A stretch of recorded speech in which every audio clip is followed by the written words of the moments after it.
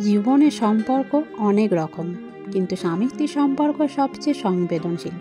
এই সম্পর্কে কথা, ব্যবহার আর সম্মান তিনটাই সবচেয়ে বড় স্তম্ভ।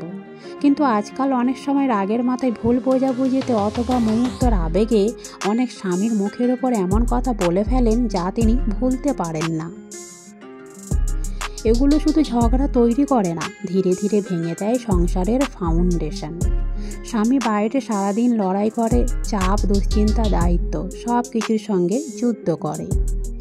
আর যখন বাড়িতে এসে তার নিজের মানুষ, তার স্ত্রী তার মুখের ওপর কটু কথা বলে, তুমি কি কিছুই ঠিক করতে পারো না, তুমি পুরুষ মানুষ হয়ে এটা বোঝো না, তোমার কোনো দাম নেই, তখন সেই মানুষটা বাইরে যত শক্তিশালী হোক, ভেতরটা চুপচাপ ভেঙে যায়। পুরুষের মনও কাঁচের মতো, ভাঙলে শব্দ হয় না, কিন্তু ভিতরটা ধুলো হয়ে যায়। মুখের ওপর কথা বলার সবচেয়ে বড় ক্ষতি হলো দূরত্ব। স্বামী হয়তো কিছু বলে না, কিন্তু ধীরে ধীরে দূরে সরে যায় শরীরের কাছে থেকে, কিন্তু মন দূরে চলে যায়। স্ত্রী ভাবে সব ঠিক আছে, কিন্তু স্বামী ভাবে আমার কথা এখানে মূল্য পায় না। আর একটা সময় আসে যখন একই বাড়িতে থেকেও দুইজন দুই পৃথিবীতে থাকে।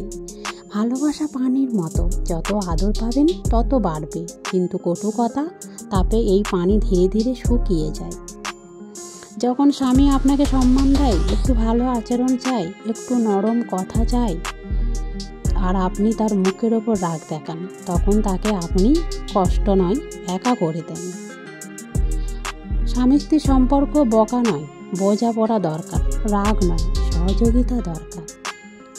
স্বামীর মুখের ওপর রাগ করে কথা বলা সহজ, কিন্তু নরমভাবে কথা বলা সবচেয়ে বড় শক্তি।